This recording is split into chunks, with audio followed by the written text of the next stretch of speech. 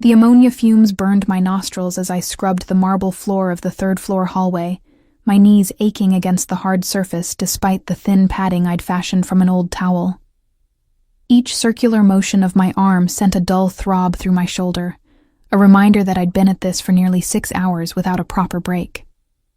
The mansion loomed around me, silent except for the occasional creak of old wood settling and the distant hum of something mechanical in the walls. I pressed the back of my wrist against my forehead, trying to wipe away the sweat without contaminating my already raw hands with the cleaning solution. The gesture made my vision swim slightly, dark spots dancing at the edges. I blinked them away, forcing myself to focus on the smudge I'd been working on for the past 10 minutes. It was probably just a shadow, my exhausted brain interpreting the natural variation in the marble as dirt that needed removing. When was the last time I'd eaten? Breakfast had been half a granola bar at 5 in the morning, before catching 2 buses to reach this isolated estate in upstate New York. Mrs. Chen, the agency coordinator, had emphasized how important this client was, how much he valued privacy and perfection. The pay was triple my usual rate, enough to cover 2 months of my mother's medication, if I could just make it through this initial deep clean without collapsing. My phone buzzed in my pocket, but I ignored it. Probably another message from the hospital billing department. They'd been calling daily since Mom's latest admission 3 weeks ago. The number on the latest invoice had made me physically ill when I'd opened it. 5 digits that might as well have been 5 million for all my ability to pay it. The bucket of cleaning solution beside me had gone cold, the water murky with dissolved grime. I should empty it, refill it with fresh hot water, and the precisely measured amount of cleaner Mrs. Chen had specified in her 14-page instruction document. But the thought of standing up, of walking all the way back down 3 flights of stairs to the service area, made my legs feel like lead. Just finish this section, I told myself. Just get to the end of the hallway. Then you can take a break. The mansion was unlike anything I'd encountered in my 2 years of professional cleaning. Most of my clients were wealthy, sure, but their homes had a lived-in quality. Family photos on the walls, stacks of mail on counters, shoes kicked off by the door. This place felt more like a museum. Every surface gleamed with a perfection that suggested either rarely used or meticulously maintained by an invisible army of staff. Except there was no staff. Mrs. Chen had been clear about that. The owner preferred complete privacy. I was to arrive before dawn, work until the job was complete, and leave before he returned from wherever he spent his days. I wouldn't see him, wouldn't speak to him, wouldn't even know what he looked like beyond the vague description of tall, dark-haired, intimidating that Mrs. Chen had provided with an odd, nervous laugh. The house itself provided few clues about its occupant. The furniture was expensive, but impersonal, all straight lines and neutral colors. No books left open on tables, no dishes in the sink, no evidence of hobbies or interests, just rooms upon rooms of beautiful empty space. Well, not entirely empty. I'd found the study on the 2nd floor, and that had been different. While still immaculate, it had the only personal touches I'd seen all day. A chess set made of what looked like jade and obsidian, positioned mid-game on a side table. A single photograph in a silver frame on the massive mahogany desk, turned away from me so I couldn't see the image. And books. Actual books with cracked spines suggesting they'd been read, filling floor-to-ceiling shelves along one wall. I'd spent extra time in that room, dusting each book spine carefully, resisting the urge to pull any out and peek inside. The titles were eclectic. Russian literature, philosophy, military strategy, art history. Not what I'd expected from someone who lived in such stark surroundings. My vision swam again, more pronounced this time. I gripped the edge of a nearby console table, waiting for the dizziness to pass. The face that looked back at me from the ornate mirror above the table was pale, dark circles prominent beneath green eyes that seemed too large in my thin face. My brown hair, pulled back in a practical bun, had come partly loose, strands sticking to my sweaty neck. I looked exactly like what I was. Exhausted, underfed, desperate. The phone buzzed again. This time I pulled it out, thinking it might be Mom's nurse with an update. Instead, it was a text from my roommate Jenna. Hospital called again. Said they need to talk to you about payment arrangements. Also, your mom is asking for you.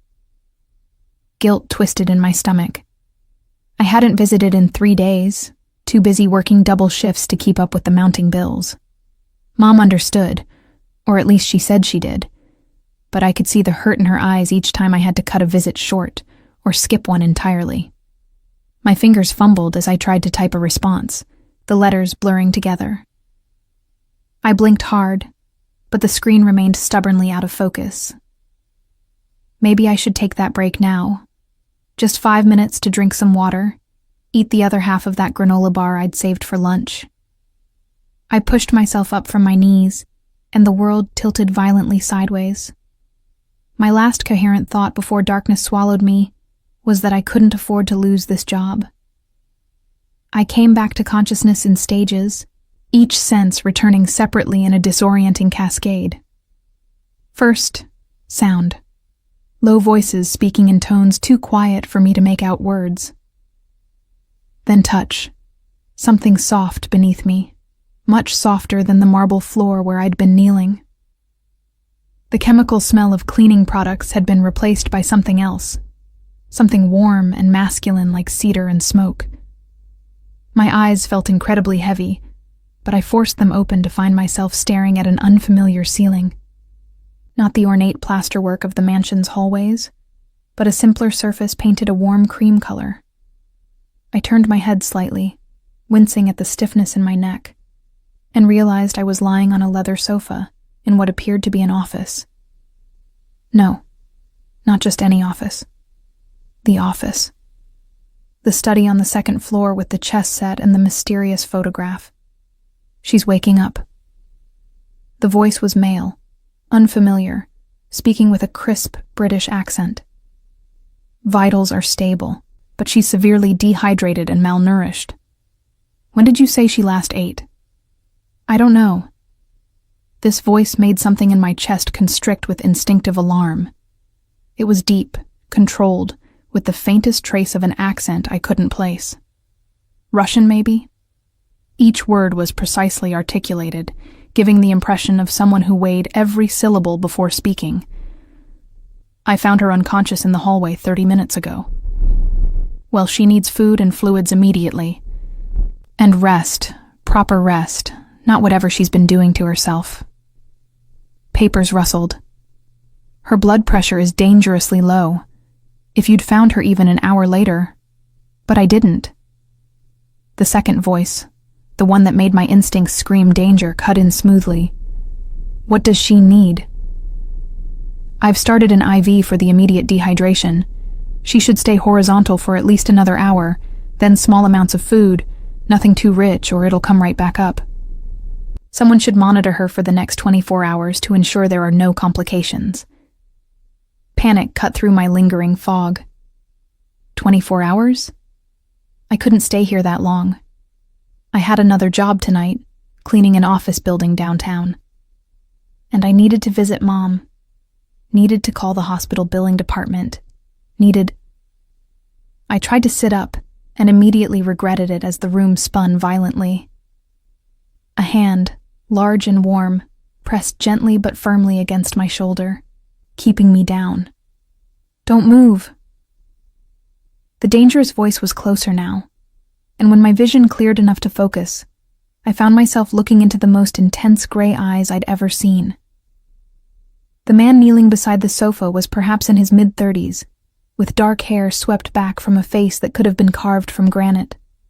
Sharp cheekbones, a strong jaw with a hint of stubble, and those eyes, like polished steel, watching me with an expression I couldn't read. He wore a white dress shirt with the sleeves rolled up, revealing forearms marked with what looked like old scars, and expensive-looking charcoal slacks. This was the owner. Had to be. The one who valued privacy so much that I was supposed to be invisible. I'm sorry, I managed, my voice coming out as a hoarse whisper. I'll finish the hallway. I just need a minute. Something flickered across his face, too quick to identify. The hallway can wait. But Mrs. Chen said...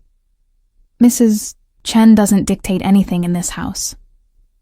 His tone wasn't harsh, but it carried absolute authority. You collapsed from exhaustion. You're in no condition to work. The other man, who I could now see was elderly with kind eyes behind wire-rimmed glasses, patted my other arm gently. Listen to him, my dear. You've pushed yourself far beyond what's healthy. Your body simply shut down.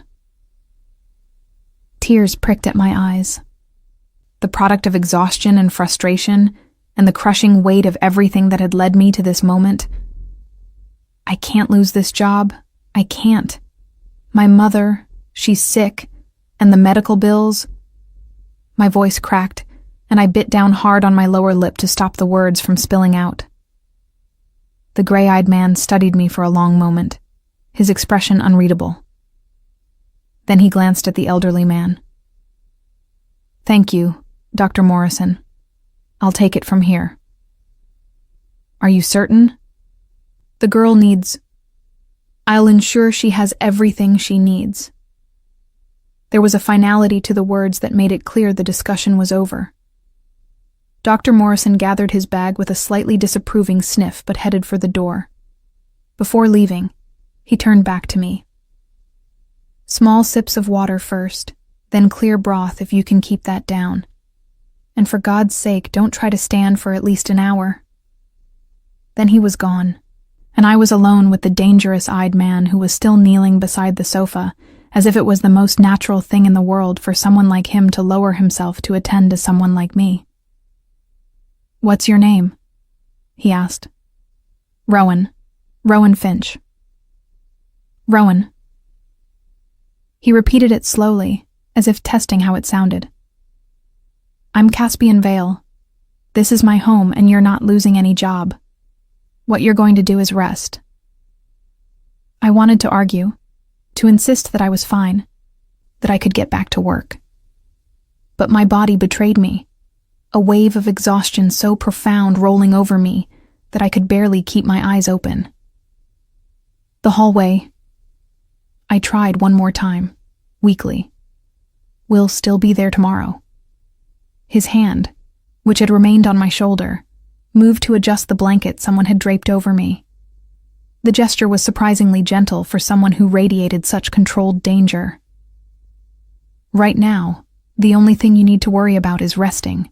As consciousness began to slip away again, I heard him speaking in a low voice to someone I couldn't see. Cancel the meet at the docks. Tell Victor to handle the Brooklyn situation without me. I'm not leaving tonight. The words meant nothing to my fading awareness, just sounds that blurred together as I fell back into darkness.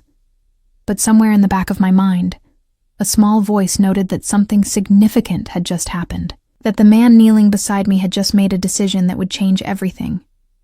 I just had no idea how much. I woke to soft lamplight and the sound of rain against windows. For a disorienting moment, I couldn't remember where I was, only that the surface beneath me was far more comfortable than my own bed at the apartment I shared with Jenna. Then memory returned in a rush. The hallway, the dizziness, the collapse, the gray-eyed man, Caspian Vale. I was still in his study, still on the leather sofa, though someone had added more pillows behind my head and a second blanket over the first. The IV line the doctor had mentioned was taped to my left arm, leading up to a bag hanging from a portable stand beside the sofa. A glance at my phone, which someone had thoughtfully placed on the coffee table within reach, showed it was past 10 at night. I'd been unconscious for hours. Panic fluttered in my chest until I noticed the text from Jenna. Got your message. Don't worry about anything. Your mom is doing fine. Focus on getting better. Message? I didn't remember sending any message. You're awake. Good. The voice came from across the room, and I turned my head to find Caspian sitting behind the massive desk, a laptop open in front of him and papers scattered across the polished surface. He'd added a black vest over his white shirt, and in the warm glow of the desk lamp, he looked like something out of another era. Powerful, refined, dangerous. "I didn't send Jenna a message," I said, my voice still rough but stronger than before. "I did, from your phone." He stood, moving around the desk with the fluid grace of someone utterly comfortable in his own space. "You were in no condition to handle logistics, so I handled them for you. I also spoke with Mrs. Chen and informed her that you'd be unavailable for your other jobs for the next few days." My heart sank. "But I need those jobs.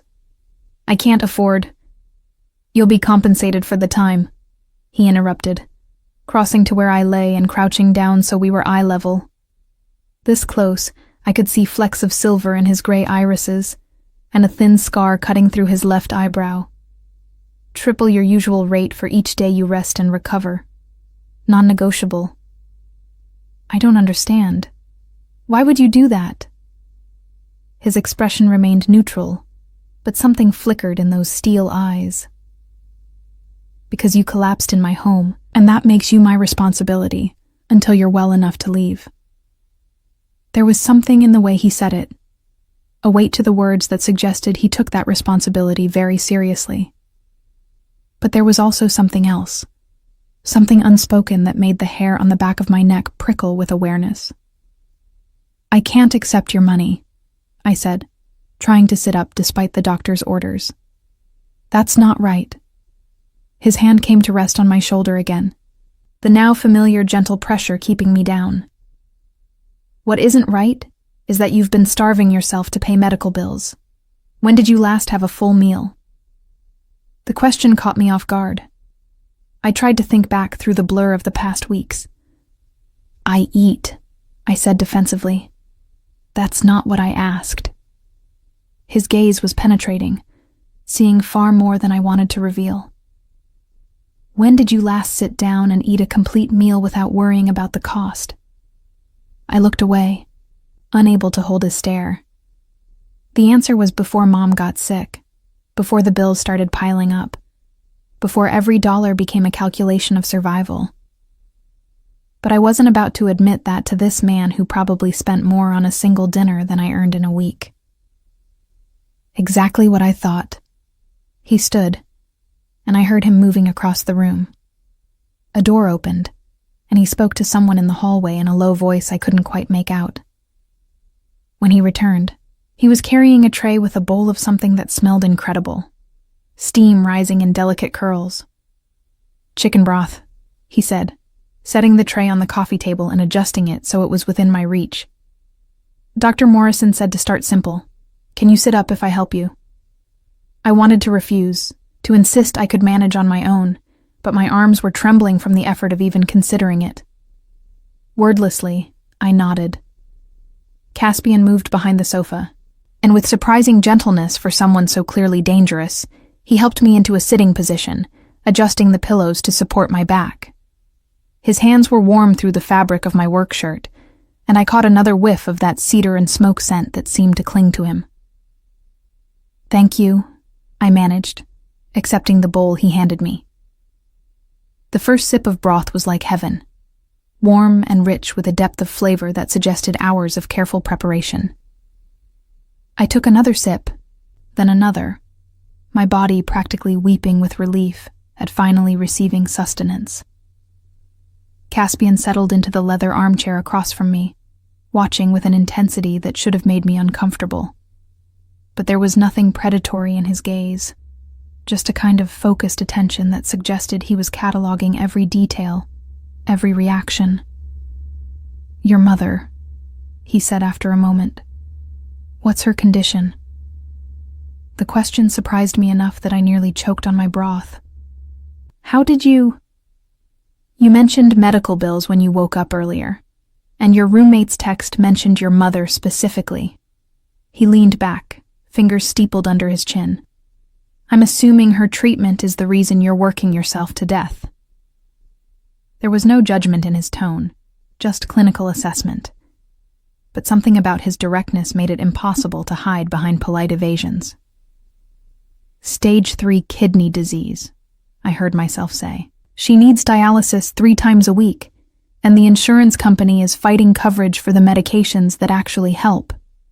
Every month it's something else, some other bill that's not covered, some other procedure they deem unnecessary.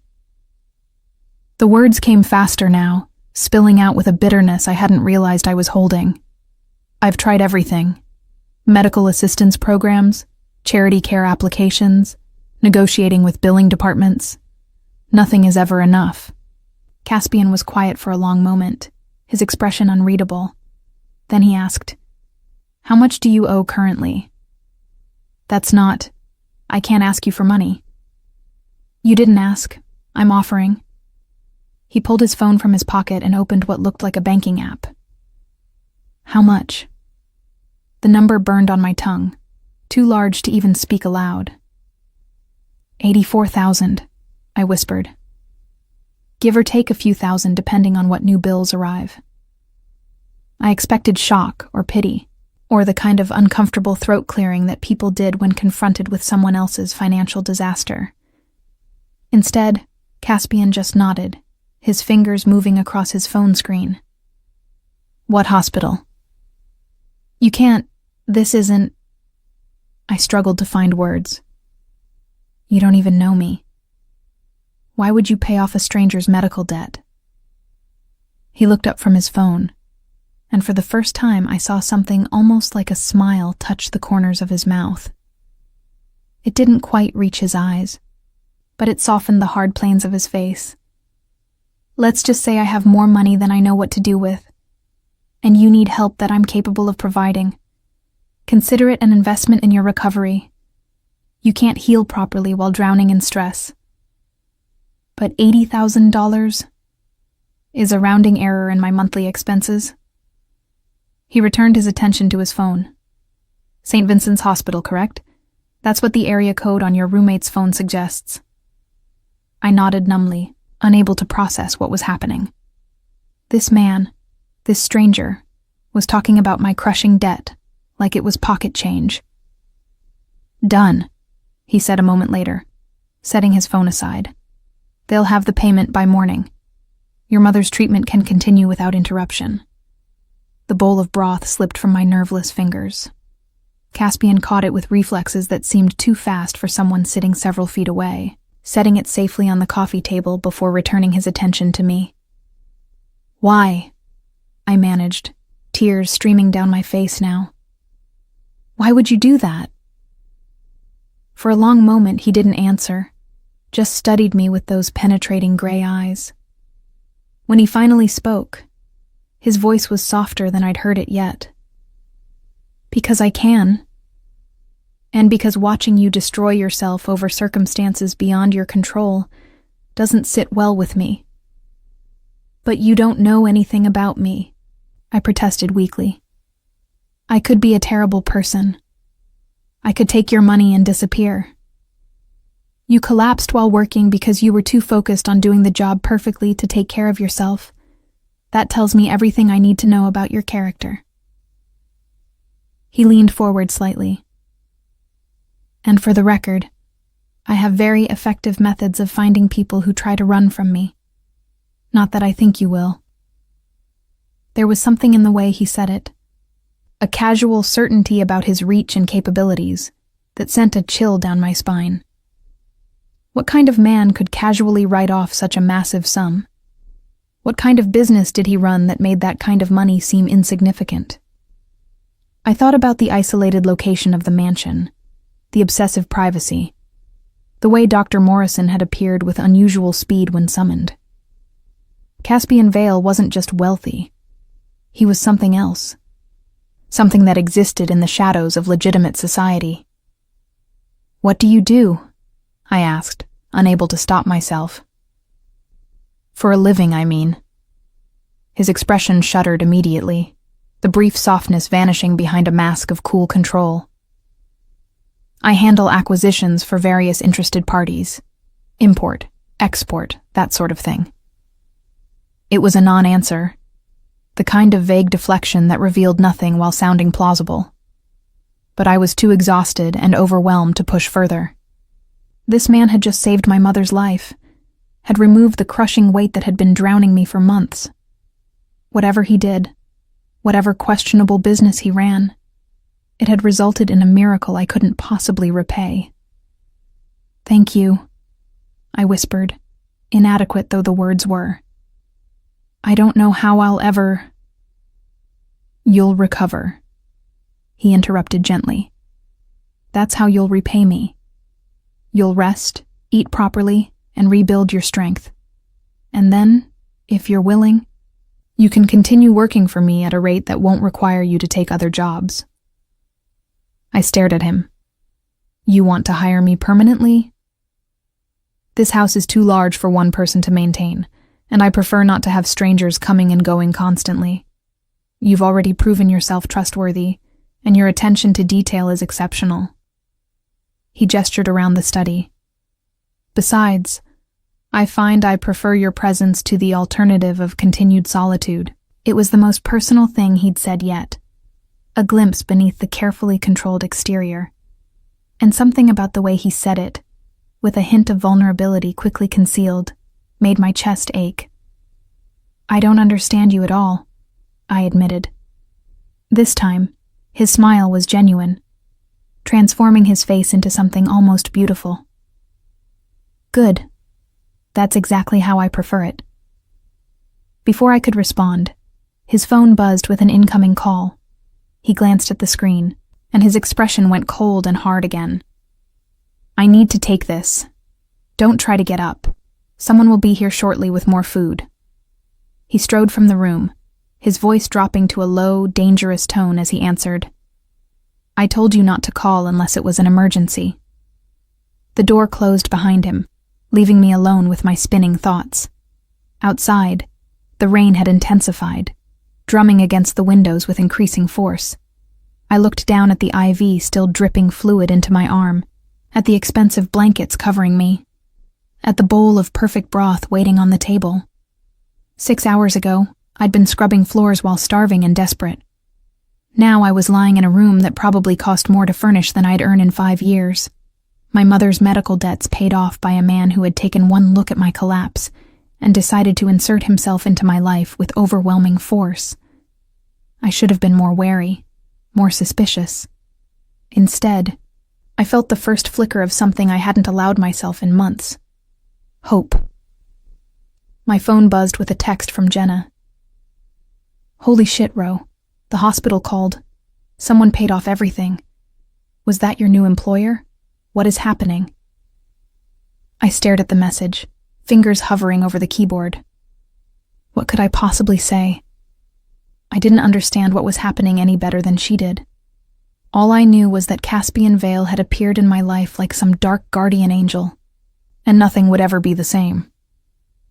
"I don't know," I finally typed back. "But I'm safe. I'll explain more tomorrow." Through the study door, I could hear Caspian's voice, still on his call. The words were indistinct, but the tone was unmistakable, cold, commanding, threatening. This was someone used to being obeyed, someone who didn't accept anything less than absolute compliance. And yet he'd knelt beside me, had adjusted my blankets with gentle hands, had paid off a debt that would have crushed me without even blinking. What kind of man was Caspian Vale? And what had I just gotten myself into? The next morning, I woke in an actual bedroom. Disorientation came first.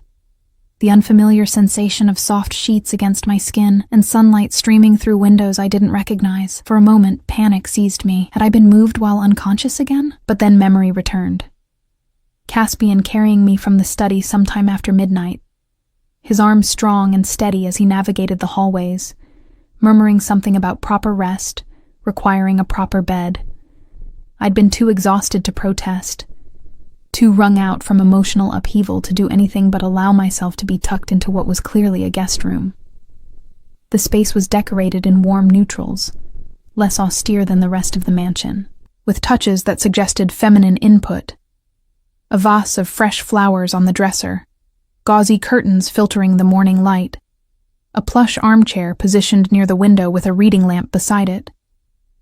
The IV had been removed at some point, a small bandage covering the needle site on my inner elbow. Someone had also changed me into soft cotton pajamas that definitely weren't mine, which brought a flush of embarrassment to my cheeks. Had Caspian? No. He must have staff after all, hidden away like everything else in this place. A soft knock on the door made me sit up, pulling the blankets higher despite being fully clothed. "Come in," I called, my voice still rough with sleep. The woman who entered was perhaps in her 60s, with silver-streaked dark hair pulled into a neat bun and warm brown eyes that crinkled at the corners when she smiled. She carried a tray laden with more food than I could possibly eat. Scrambled eggs, toast with butter and jam, fresh fruit, a pot of tea, and what looked like homemade pastries. "Good morning, Miss Finch," she said, her voice carrying a slight Eastern European accent. "I'm Elena. I oversee the household staff when Mr. Vale requires it. He asked me to check on you this morning and ensure you ate properly." "There's staff?" I blurted, then immediately felt foolish. Of course there was staff.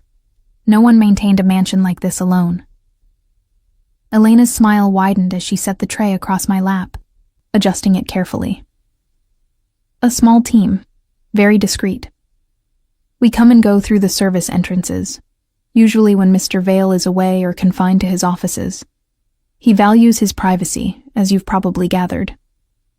"He paid off my mother's medical bills," I said, the words escaping before I could stop them. $84,000 just like that. Something flickered across Elena's face, a mix of emotions I couldn't quite parse. "Mr. Vale is generous with those who earn his respect, and protective of those under his care. Eat, dear. You need to rebuild your strength." She moved around the room with practiced efficiency, opening curtains wider and straightening already perfect pillows on the armchair. But there was something deliberate about her movements, like she was giving me time to process while remaining available for questions. "What exactly does Mr. Vale do?" I asked, picking at the eggs even as my stomach growled its approval. "He said something about acquisitions, but that doesn't explain."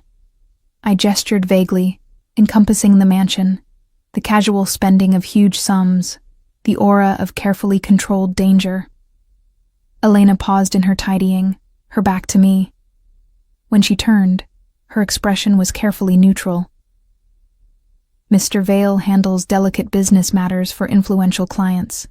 It requires discretion, connections, and certain skills that not everyone possesses. Beyond that, it's not my place to say." "But it's dangerous," I pressed. "Last night, he was on the phone, and the way he sounded—" "All business involves risk," Elena interrupted gently but firmly. "And Mr. Vale is very good at managing those risks.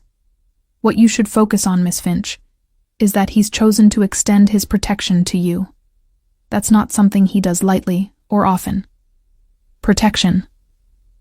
The word sent a chill down my spine, because it implied I needed protecting from something, or someone. As if reading my thoughts, Elena sat on the edge of the bed, her expression becoming more serious. "The world Mr. Vale operates in is complicated, but what you need to understand is that his word is absolute within his sphere of influence. If he says you're under his protection, that means you're safer here than you would be anywhere else. Do you understand?" I wasn't sure I did, but I nodded anyway. Elena seemed satisfied, rising and heading for the door.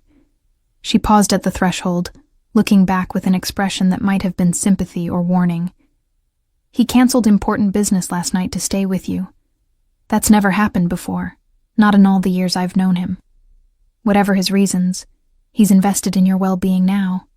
Don't take that lightly." Then she was gone, leaving me alone with breakfast and 1,000 unanswered questions. I spent most of the day in the guest room, alternating between sleeping and eating the meals Elena brought at regular intervals. By late afternoon, I felt almost human again, the fog of exhaustion finally lifting enough to think clearly. My phone had been charging on the nightstand, and I finally had the energy to deal with the accumulation of messages. Jenna had sent a dozen texts, progressing from concerned to frantic to relieved after I'd finally responded with more details. The hospital had called twice to confirm the payment and adjust Mom's care plan now that financial concerns were no longer a factor. And Mrs. Chen from the cleaning agency had left a voicemail so flustered and apologetic that I had to listen to it twice to understand her. Miss Finch, I am so sorry about the unfortunate incident. Mr. Vale has explained everything, and of course we understand you'll need time to recover. Your other clients have been reassigned, and we've noted that you'll be working exclusively for Mr. Vale going forward. He's been most generous with his compensation arrangements. Please, please, take care of yourself. And again, my deepest apologies. Working exclusively for Mr. Vale. The phrase should have worried me more than it did.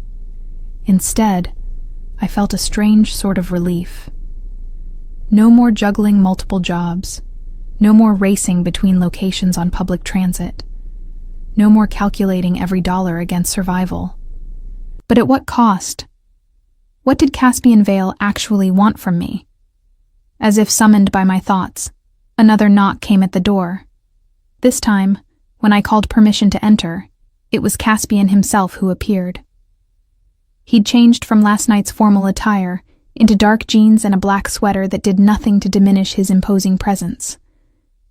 If anything, the casual clothes made him seem more dangerous, less constrained by social expectations. You look better, he observed, crossing to the armchair and settling into it with casual grace. Elena says you've been eating properly. She's very persistent, I said, which earned me a slight smile. She is that. How are you feeling? Confused mostly, and grateful, but mostly confused.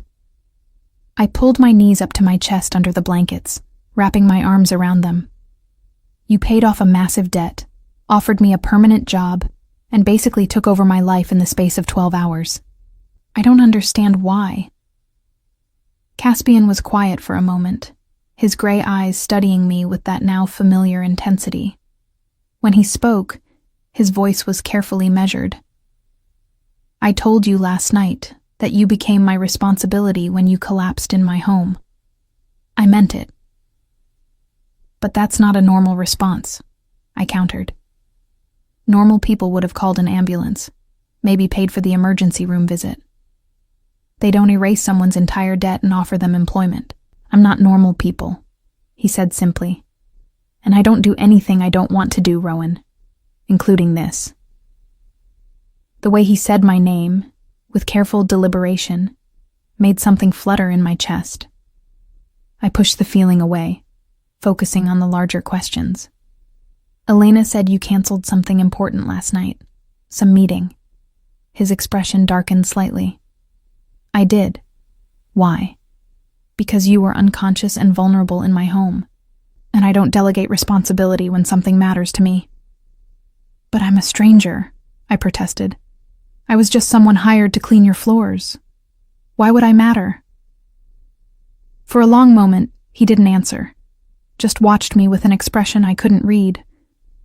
Then he leaned forward, elbows on his knees, his gaze never leaving mine. When I was 14, my mother collapsed in the street. She'd been working 3 jobs to keep food on the table after my father died. No one stopped to help her. They walked around her body like she was trash, like her suffering was inconvenient to their day. His voice remained controlled, but something cold and hard underlay the words. She lay there for 40 minutes before someone finally called an ambulance. By then, she'd had a stroke. She never fully recovered. The revelation hung in the air between us, explaining so much and yet raising new questions. I'm sorry, I said quietly. That must have been... It taught me several things, he interrupted, his tone brooking no sympathy. First, that the world is full of people who will walk past suffering if it doesn't directly affect them. Second, that money equals power, and power equals the ability to ensure certain things never happen again. And third, that when I see someone vulnerable and in need, I don't walk past. But you do more than not walk past, I pointed out. You insert yourself completely. You take control. Yes. No apology, no justification, just acknowledgement. That should terrify me more than it does, I admitted. Should it? His head tilted slightly, a predator assessing prey. Are you afraid of me, Rowan? I considered the question honestly. Was I afraid? He was clearly dangerous, clearly operated outside normal social boundaries, clearly used to exerting control over people and situations. But when I thought about the gentle way he'd adjusted my blankets, the unexpected vulnerability in his voice when he'd spoken about his mother, the simple fact that he'd stayed rather than delegating to staff. No, I said finally. I'm not afraid of you. Maybe I should be, but I'm not. Something shifted in his expression, a crack in the carefully maintained facade. Most people are. I'm not most people. No, he agreed softly. You're not. The moment stretched between us, charged with something I didn't have the energy to examine. Finally, Caspian stood, breaking the tension. Rest for the remainder of today. Tomorrow, if you're feeling up to it, I'll show you around the house properly. Help you understand the full scope of the position I'm offering. Position, I repeated. As in cleaning? As in managing the household. Elena handles the staff, but I'd like someone here permanently. Someone I trust. He moved toward the door, then paused. The previous arrangement was temporary. Rotating staff who never knew anything about my life or my business. I'm proposing something different. Something permanent. You don't know me well enough to trust me, I protested. He looked back, and his slight smile held shadows. I know you'd rather destroy yourself than accept help you haven't earned. I know you prioritize others' well-being over your own. I know you notice details that most people miss. And I know that when you gave your word to Mrs. Chen that you'd do the job perfectly, you nearly killed yourself trying to keep that promise. That's everything I need to know about your character. Before I could respond, he was gone, the door closing with a soft click behind him. I sat in the dimming light, processing everything he'd revealed. Caspian Vale wasn't just wealthy and dangerous. He was damaged, shaped by a childhood trauma that had set him on whatever dark path he now walked. And for reasons I couldn't fully understand, he decided I was worth protecting, worth investing in, worth bringing into whatever complicated world he inhabited. My phone buzzed with a text from Jenna. Your mom is doing amazing. They changed her medication and treatment plan. She's already looking better. What the hell happened, Ro? I stared at the message, tears blurring my vision. What had happened? A miracle. A terrifying, inexplicable miracle delivered by a man who terrified and intrigued me in equal measure.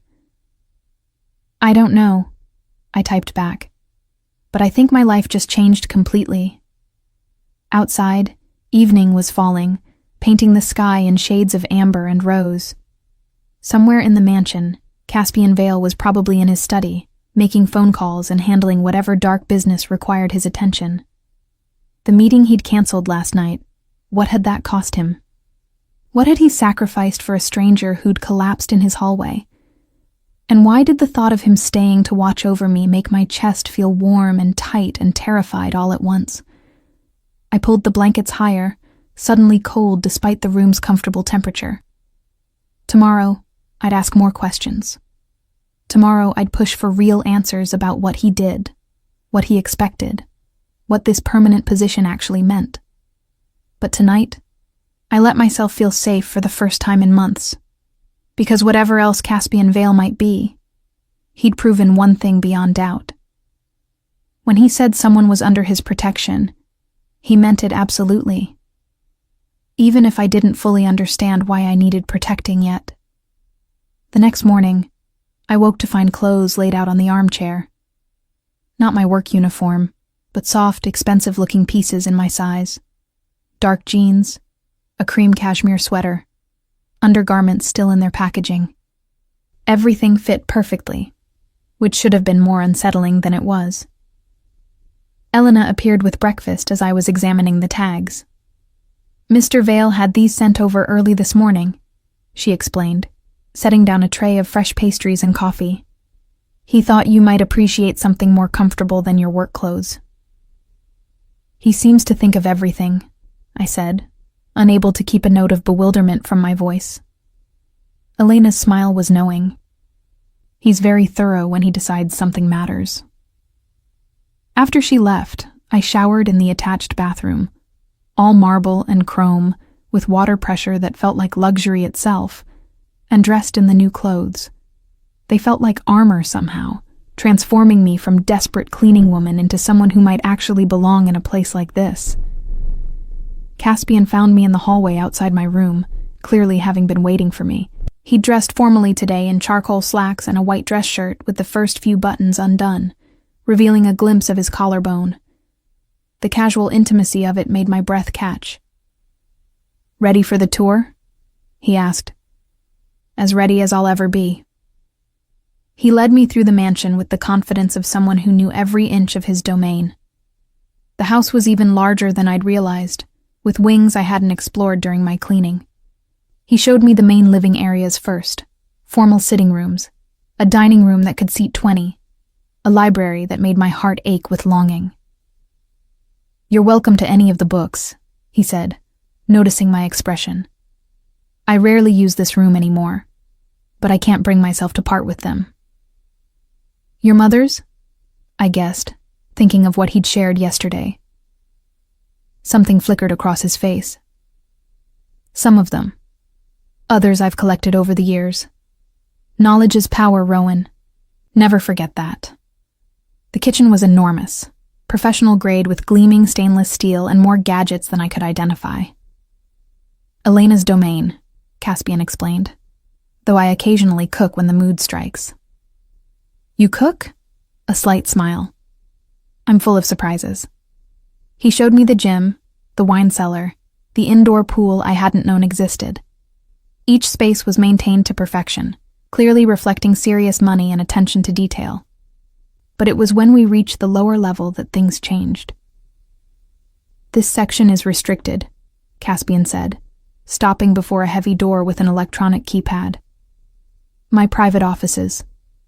You'll have access when you're ready, but for now, it's important you understand that what happens behind this door stays completely confidential." "What exactly happens behind that door?" I asked.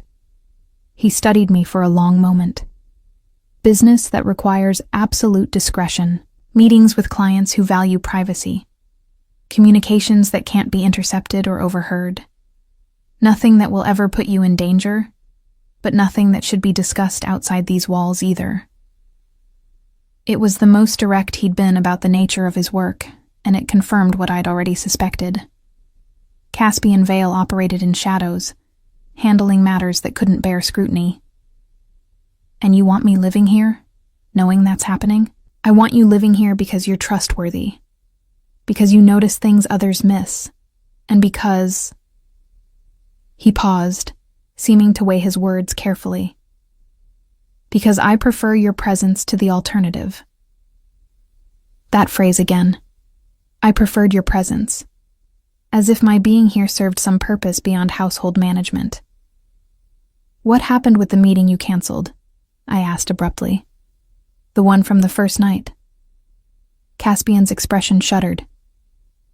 "That's not your concern. But it cost you something. Elena said you never cancel important business." Elena talks too much. But there was no real anger in his voice. He sighed, running a hand through his dark hair. "There was a situation that required my immediate attention. A territorial dispute with a rival organization. My absence allowed them to make moves that complicated matters." "Territorial dispute," I repeated. "Like organized crime?" He turned to face me fully, his gray eyes penetrating, like business interests that occasionally conflict. "Nothing you need to worry about, Rowan. That world doesn't touch you." "Except it does, doesn't it?" Because you're in it, and you're asking me to live here, to work for you, to... I gestured helplessly. To be part of whatever this is. You'll be protected, he said firmly. That's non-negotiable. Nothing will harm you while you're under my roof. But why? I pressed. Why do I need protection? Why am I worth this much attention from someone like you? For a long moment he didn't answer. Just studied me with an intensity that made my skin prickle. Then he stepped closer, close enough that I could smell cedar and smoke, close enough to see the faint scar through his eyebrow up close. Because when I found you collapsed in my hallway, something shifted, he said quietly. I've walked past suffering before, ignored problems that weren't mine to solve. But with you...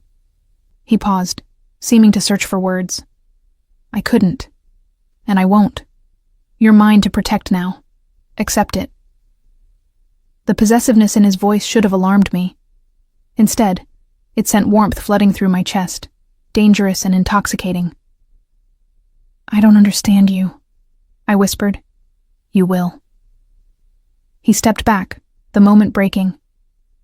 Come. There's one more thing I need to show you. He led me back upstairs to a room I hadn't seen before, unlocking it with a key from his pocket. Inside was an office, smaller than his study but beautifully appointed. A desk faced windows overlooking the grounds, and shelves lined with organizational supplies and what looked like household management software. This would be your space, Caspian explained, for managing staff schedules, household accounts, inventory. Elena can train you on the systems we use. You're really serious about this, I said, taking in the setup. The permanent position. I don't do things halfway. He leaned against the doorframe, watching me explore. The salary is 6 figures annually, plus room and board, health insurance, and a discretionary budget for anything you need. Your mother's ongoing medical care will be covered as well. The numbers made my head spin. That's insane. You're paying me more than most executives make. You're managing my private life. That requires absolute trust and discretion, which are worth more than any executive contributes. He crossed his arms. Plus, I'm ensuring you never have to choose between your well-being and financial survival again. Tears pricked at my eyes. I don't deserve this. Stop saying that. His voice was sharp now, cutting. You nearly killed yourself trying to save your mother. You worked until you collapsed rather than fail at a job. You have integrity that most people abandoned years ago. You deserve far more than I'm offering. I turned to look at him, this dangerous man who'd inserted himself into my life with overwhelming force. What do you get out of this? Really?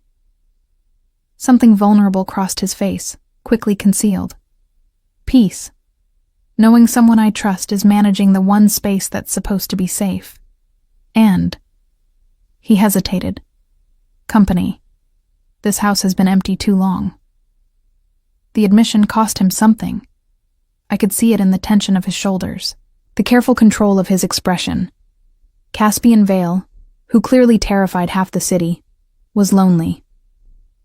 I'll do it, I heard myself say. The position. I'll accept.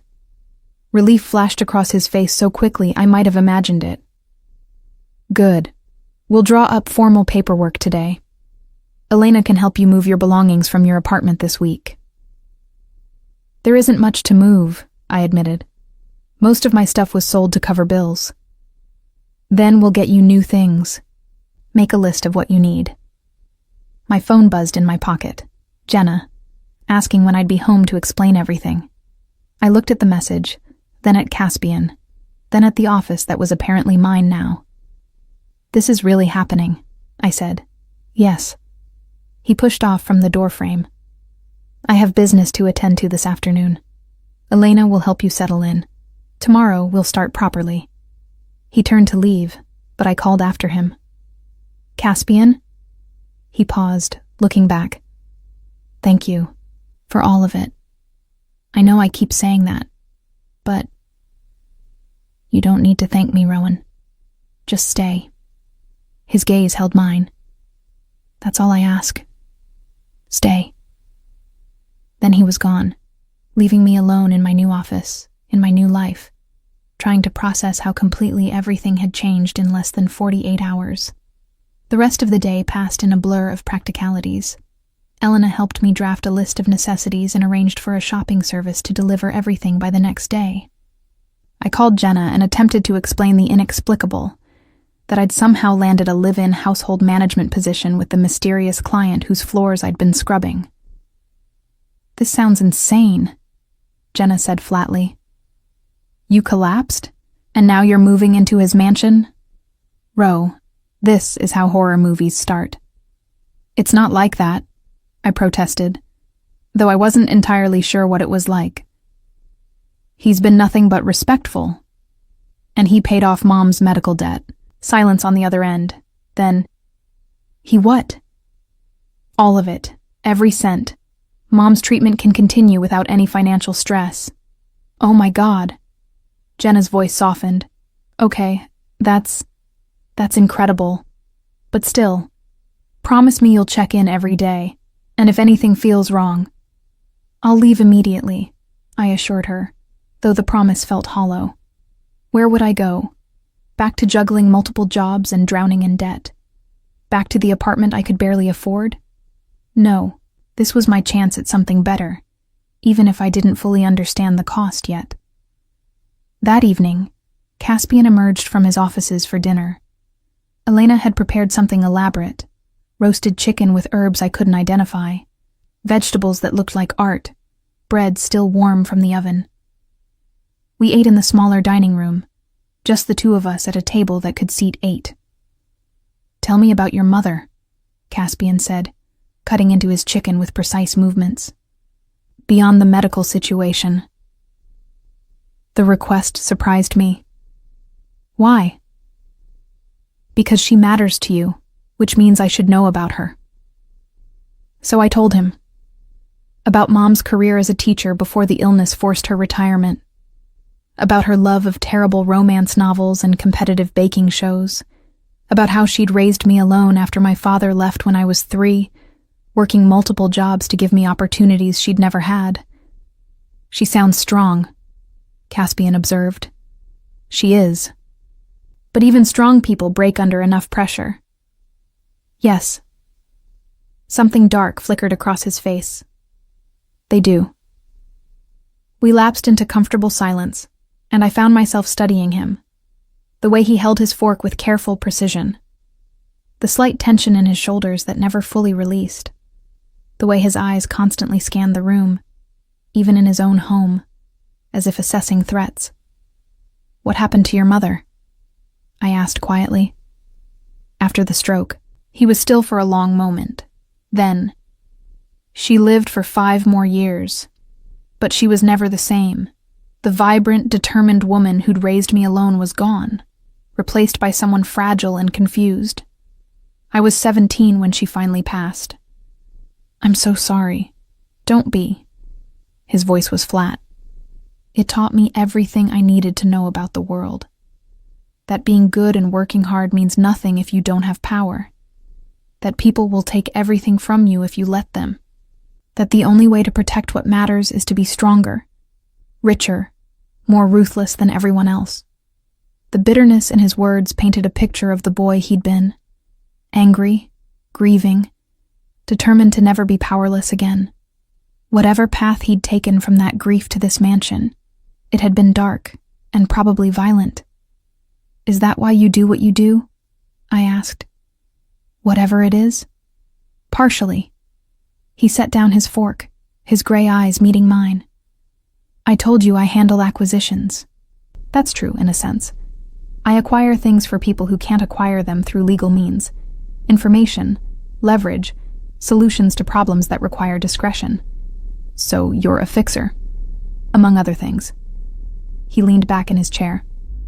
I also manage territories, settle disputes, and ensure certain business operations run smoothly. I'm what's called a mediator in my world. Someone trusted by all sides to find solutions that don't end in bloodshed. But sometimes they do, I said. End in bloodshed. Sometimes, No apology, no justification. But less than would occur without me. I should have been horrified, should have pushed back from the table and demanded he return me to my old life immediately. Instead, I found myself nodding, understanding in some fundamental way that this was who he was. Not a monster, but a man who'd chosen a dark path for reasons that made sense to him. "The meeting you canceled," I said. "What happened because you weren't there?" Caspian's expression grew distant. A rival organization tried to move into territory I'd claimed. 3 of my people were injured in the confrontation. It could have been prevented if I'd been there to negotiate. Guilt flashed through me. Because of me? No. His voice was sharp. Because they saw an opportunity and took it. That's on them, not you. And it's been handled. Handled how? Do you really want to know? I thought about it, about the implications of whatever violent solution he'd implemented. No, I admitted. I don't think I do. Good instincts. He stood, gathering his plate. You don't need to know the details of my business, Rowan. What you need to know is that this house is safe, that you're safe, and that I'll do whatever's necessary to keep it that way.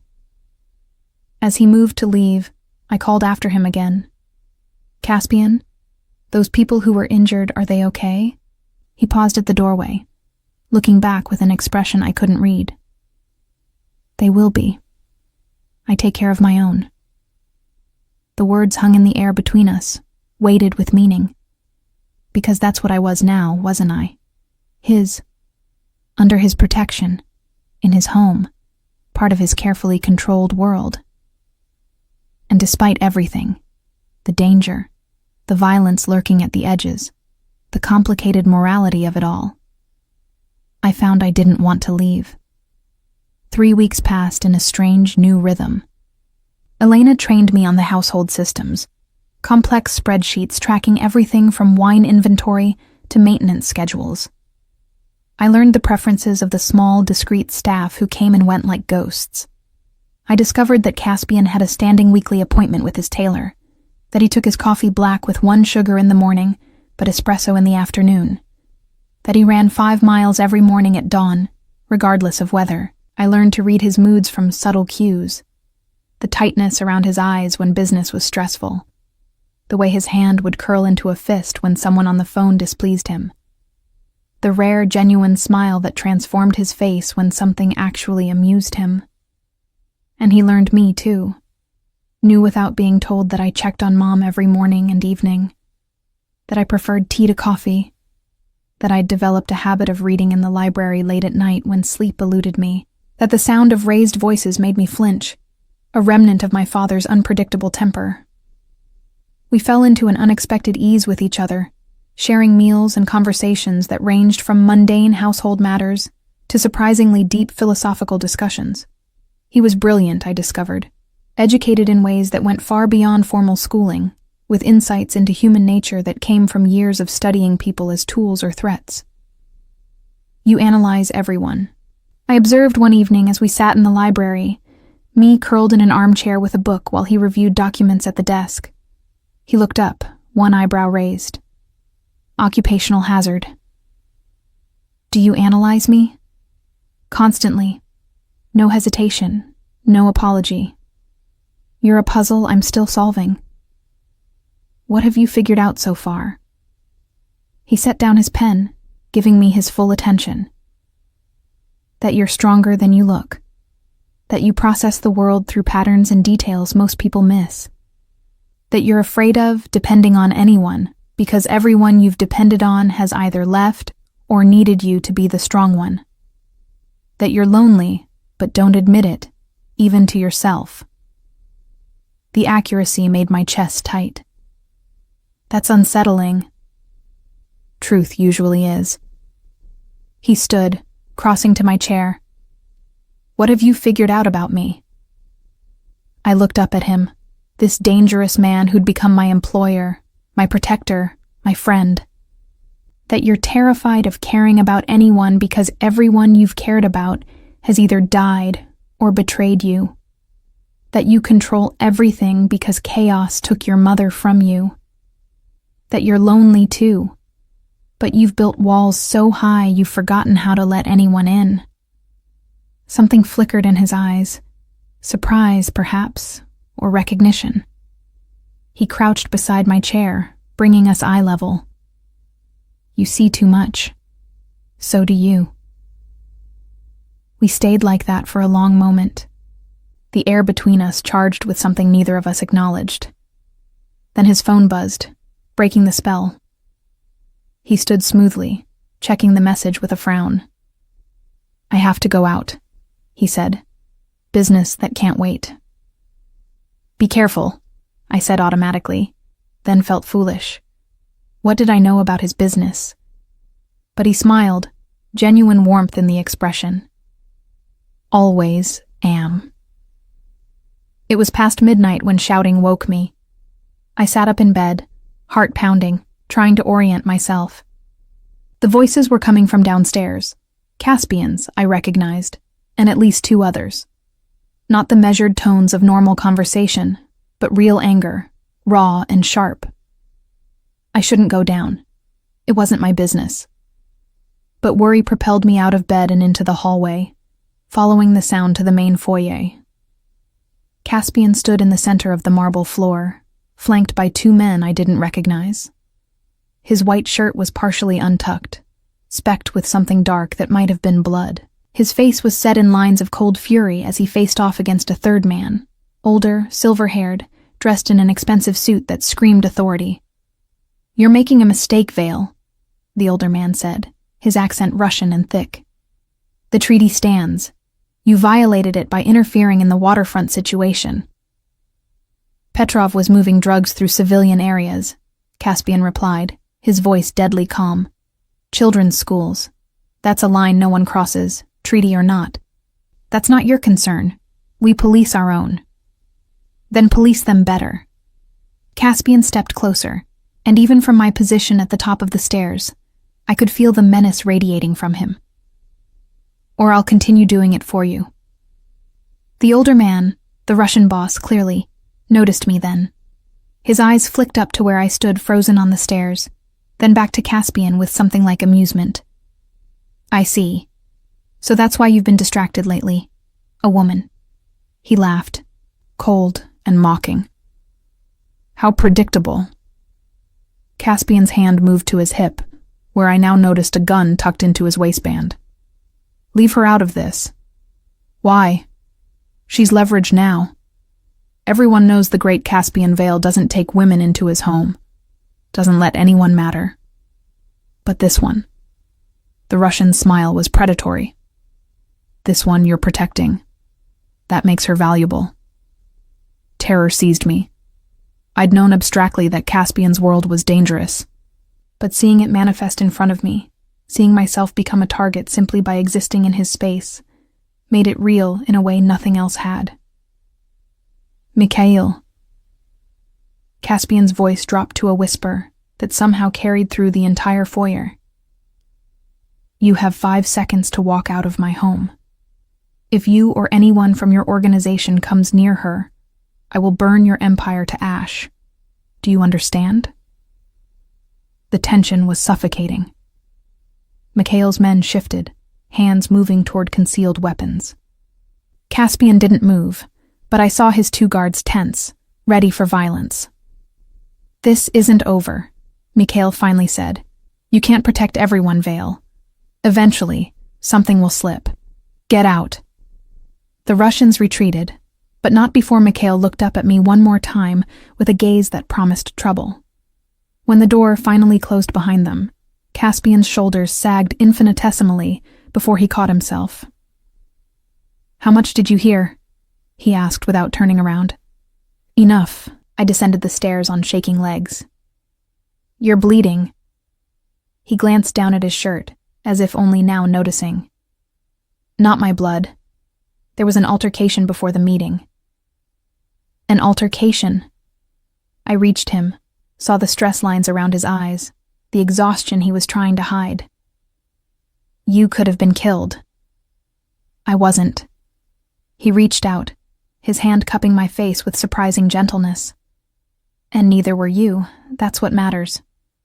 He called me leverage, said I'm valuable because you're protecting me. He's trying to find weaknesses.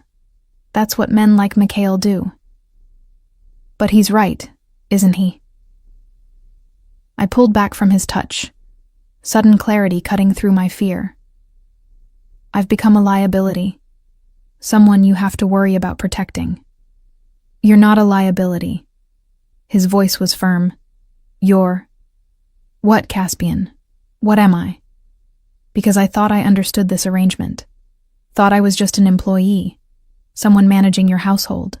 But that's not what this is it? He didn't answer, just stared at me with those storm-gray eyes. You canceled that meeting because of me, I continued, the pieces finally clicking together. You've been checking on me constantly, making sure I'm safe. You paid off an impossible debt and brought me into your home not because you needed household help, but because... I couldn't finish the sentence, couldn't voice what I was beginning to suspect. Because what? He prompted quietly. Because you care. The words hung between us, terrifying in their simplicity. You actually care about me. Yes? No hesitation, no deflection. I care. More than I should. More than is safe for either of us. The admission sucked the air from the room. I stared at him, this dangerous man who'd upended my life, trying to process what he was saying. Why? I whispered. Why me? He moved closer, his hand returning to my face, thumb brushing my cheekbone. Because when I found you collapsed in my hallway, I saw something I thought I'd lost the capacity to feel. Protectiveness, connection. The desire to keep someone safe not out of obligation or strategy, but because the thought of harm coming to them is unbearable. That's insane, I breathed. You barely know me. I know enough. His other hand came up, framing my face between his palms. I know you're brave and stubborn and too selfless for your own good. I know you see the world in shades of gray when everyone else demands black and white. I know that when you laugh, really laugh, it's the best sound I've ever heard. And I know that somewhere between finding you unconscious and now, you became mine to protect. Not as property, not as leverage, as something infinitely more important. My heart hammered against my ribs. Caspian. I'm not asking you to feel the same, he interrupted. I'm just telling you the truth. You deserve that much. But the problem was, I did feel the same. Had been feeling it for weeks without acknowledging it. The way my pulse quickened when he entered a room, the warmth that flooded through me when he smiled at something I'd said, the sense of rightness when we sat together in comfortable silence. I'd fallen for the monster in the mansion, and he'd fallen for me too. This is complicated, I managed. Yes, and dangerous. Very. We should be sensible about this. Maintain professional boundaries. Probably. His thumb traced my lower lip, and I shivered. Are you going to be sensible, Rowan? No, I admitted. I don't think I am. He kissed me then, or maybe I kissed him, the details blurred in the intensity of the moment. His lips were surprisingly soft against mine. The kiss gentle, despite the violence he'd likely been part of hours earlier. One hand tangled in my hair while the other splayed across my lower back, pulling me closer until no space remained between us. When we finally broke apart, both breathing hard, he rested his forehead against mine. This changes everything, he said. I know. You'll be a target now. Anyone wanting to hurt me will see you as the quickest path. I know that too. And you're staying anyway? I thought about my options. Could go back to my old life, back to drowning in debt and exhaustion. Could run somewhere new and hope Caspian's world never found me. Or I could stay here, in this dangerous man's orbit, and see where this terrifying connection led. Yes, I said simply. I'm staying. Relief in something darker, possession perhaps, flashed across his face. Then we do this properly. No more pretending you're just my employee. No more hiding what you mean to me. What do I mean to you? He pulled back just enough to meet my eyes, his expression more vulnerable than I'd ever seen it. Everything. You mean everything. The weeks that followed were a study in contrasts. During the days, I managed Caspian's household with growing confidence, navigating the complexities of his life with Elena's patient guidance. But the nights belonged to us. Stolen moments in the library, quiet conversations over late dinners, kisses that grew increasingly heated until one of us pulled back with shaking restraint. We should take this slowly, Caspian said one evening. His hand splayed possessively across my lower back as we stood on the terrace overlooking the grounds. You're still adjusting to this world. I've been here almost 2 months, I pointed out. At what point do I stop adjusting and start actually living? His lips curved against my temple. Patient, aren't you? Not particularly. I turned in his arms, looking up at him. I've spent my entire adult life being patient, being careful, playing it safe. Look where it got me. It got you here. His thumb traced my jawline. With me. Exactly. So, maybe reckless is working better than careful ever did. He laughed, the sound rich and genuine. I'd learned to treasure his real laughter, so different from the cold amusement he showed the outside world. You're going to be trouble, aren't you? Probably. But despite the banter, there was a new tension between us.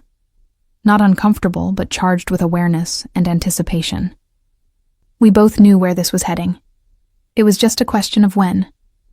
The decision was made for us on a Tuesday night. I was in my room, though I'd been spending less and less time there, gravitating toward whatever space Caspian occupied, when my phone rang. Mom's nurse, the night shift one whose voice I knew too well. Miss Finch, your mother's asking for you. She's having a rough night, lots of confusion and agitation. I think it would help if you came by. Guilt twisted my stomach. I'd visited twice a week since moving in, but it never felt like enough. I'll be there in 40 minutes. I was grabbing my coat when Caspian appeared in the hallway. Where are you going? Hospital. Mom's having a bad night. His expression shifted immediately into protective concern. I'll drive you. You don't have to. I'm driving you, he repeated firmly. No arguments. The drive to St. Vincent's was quiet, Caspian's hand finding mine in the darkness of the car. When we arrived, he insisted on accompanying me inside despite my protests. I'm not letting you deal with this alone, was all he said. Mom was in bed, looking small and frail against the white sheets. Her eyes were confused when they found mine, and my heart broke a little. Rowan? Her voice was uncertain. Is it really you? It's me, Mom. I took her hand, settling into the chair beside her bed. I'm here. Her gaze drifted past me to Caspian, who'd hung back near the door. Who's that? That's Caspian. He's my employer and my friend. Friend.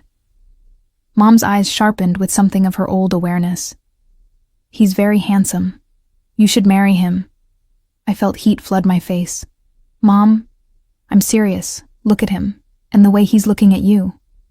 She smiled, the expression heartbreakingly familiar despite her current confusion. That's the way your father used to look at me, before things went bad, like you were his whole world. I glanced back at Caspian, and found his gray eyes fixed on me, with an intensity that made my breath catch. My whole world. Was that really how he saw me? Get some rest, Mom, I said gently, squeezing her hand. I'll be back tomorrow. But she was already drifting off, the medications pulling her back under. I sat there for a long moment, watching her breathe, thinking about futures and possibilities and how quickly everything could change. She's right, you know. Caspian's voice came from behind me. About how I look at you. I turned to find him closer than I'd expected. Caspian, I love you, Rowan. The words were simple, declarative, impossible. I know it's too soon and too complicated and probably completely insane, but I love you. The world narrowed to just us, just this moment. You can't. And yet I do. He crouched beside my chair, taking my free hand in his. I've tried not to, tried to keep this professional and safe, but you've become essential to me in ways I can't even articulate. You're the first thing I think about when I wake up, and the last thing before I sleep. You make me want to be better than I am. Tears blurred my vision. I love you too. God help me. I love you too. His smile was blinding. Then let's stop fighting it. We left the hospital hand in hand, the decision made without words. Back at the mansion, Caspian led me not to my guest room but to his private suite, the space I'd seen only briefly during household inspections. Are you sure? He asked at the threshold, giving me one last chance to retreat. I answered by kissing him, pouring everything I couldn't say into the contact. His response was immediate and overwhelming, arms banding around me as he walked us backward into the room, kicking the door shut behind us. What followed was tender and intense, patient exploration punctuated by moments of desperate need. He learned every inch of my body with the same thorough attention he gave everything else, and I discovered the man beneath the dangerous exterior. Scarred, yes, but also capable of breathtaking gentleness. Afterward, we lay tangled together in his massive bed, my head on his chest, as his fingers traced lazy patterns on my bare shoulder. I need to tell you something, he said quietly. About the work I do. I tensed slightly. Okay. I'm what's called a mediator in the criminal underworld. When territories conflict or when business dealings go wrong, I'm brought in to negotiate solutions. I have connections to most of the major organizations in the city: Russian, Italian, Irish, Chinese. They trust me because I have no loyalty to any single family. That sounds incredibly dangerous. It is, but it also means I have significant power. Enough power to protect you from anything. I propped myself up on one elbow, looking down at him. Is that why you do it? For the power? Initially, yes. After my mother died, I was angry and lost. I fell in with people who taught me how to turn that anger into influence. By the time I was 25, I'd made myself indispensable to the city's criminal infrastructure. He paused. But lately, I've been thinking about exit strategies. Because of me? Partially. Also because I'm tired, Rowan. Tired of the violence, the constant vigilance, the moral compromises. I have enough money to last several lifetimes. Maybe it's time to actually live one. Hope fluttered in my chest. What would that look like? Legitimate business investments, consulting work that doesn't involve death threats, a quiet life with the woman I love. His hand cupped my face. If she'll have me. Always, I whispered. But Caspian, can you really walk away from that world? Won't they try to stop you? They'll try. But I have leverage. Information, connections, debts owed. And I'm very good at negotiation. His smile was sharp. They'll let me go because it's in their best interest to let me go. And because the alternative is war, and I've spent 15 years making myself too valuable to kill. It should have terrified me, this casual discussion of violence and criminal politics. Instead, I found myself trusting his confidence, believing that this dangerous man could somehow navigate us both to safety. How long? I asked. How long until you're free? 6 months, maybe a year. I need to carefully transfer my responsibilities, settle outstanding obligations, and ensure no power vacuums that could trigger violence. He pulled me back down against his chest. But I'll do it. For you, for us, I'll find a way out. Over the following months, I watched Caspian systematically dismantle his position in the criminal underworld. It was like watching a grandmaster play chess. Every move calculated 10 steps ahead. He mediated a major territorial dispute between the Russians and Italians, his final act ensuring peace that would last years. He sold several of his underground businesses to rivals at prices that left everyone feeling they'd gotten a good deal. He transferred his information networks to a protege he'd been quietly training, and through it all, he kept me safe. When threats emerged, and they did, because Mikhail hadn't forgotten his promise, Caspian handled them with ruthless efficiency. I never asked for details, didn't want to know. But the threats always disappeared, and we remained untouched in our mansion sanctuary. Mom's health improved dramatically with the consistent, high-quality care she was now receiving. She even regained enough clarity to properly meet Caspian, declaring him dangerous but devoted, with typical directness. "He'll burn the world down for you," she told me during one visit. "Make sure you're worth it." "I'm trying," I said. "You already are, sweetheart. You already are." It was a spring evening, nearly a year after I'd first collapsed in Caspian's hallway, when everything finally came together. We were in the library, him working through final documents while I read nearby, when he suddenly closed his laptop with decisive finality. "It's done," he said. I looked up. "What's done?" "All of it. My obligations, my responsibilities, my involvement in that world. As of today, I'm officially retired from the mediation business." He stood, crossing to my chair. "I'm free, Rowan. We're free." Joy and disbelief warred in my chest. "Really? Completely?" "Completely. I've transferred my last contract, settled my final account. The only business I'm involved in now is entirely legitimate." He knelt beside my chair, pulling a small velvet box from his pocket. "Which means I can finally ask you this properly." My breath caught as he opened the box, revealing a ring, elegant, understated, with a single diamond that caught the lamplight. "Rowan Finch, you walked into my life when I'd forgotten how to feel anything but anger and control. You saw past the danger to something worth saving. You made me want to be better, to build something real instead of just accumulating power." His voice was steady, but I could see the vulnerability in his eyes. "Will you marry me?" Tears streamed down my face as I nodded. "Yes. God, yes." He slid the ring onto my finger, then pulled me from the chair into his arms, kissing me with a passion that still made my knees weak after all these months. "I love you," he murmured against my lips. "My reckless, stubborn, perfect girl." "I love you too," I replied. "My dangerous, reformed, surprisingly romantic man." He laughed, and the sound filled the library like music. Outside, evening was falling, painting the sky in shades of gold and rose. Somewhere in the city, the criminal underworld was adjusting to life without Caspian Vale's mediation.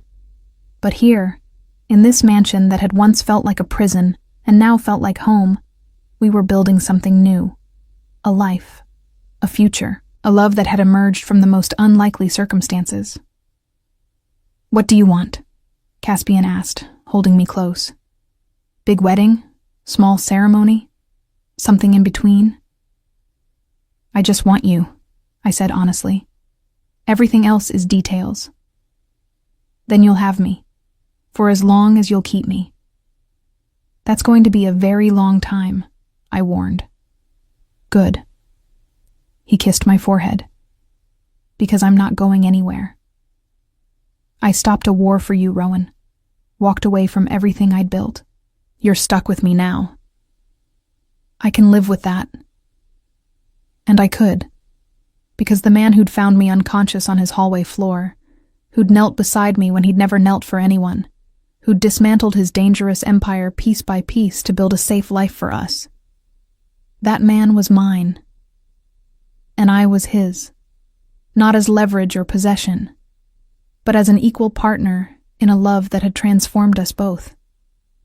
The Mafia boss had stopped his war for the maid who'd collapsed in his home, and in doing so, he'd found something far more valuable than power or control. He'd found redemption, found peace, found home, and so had I.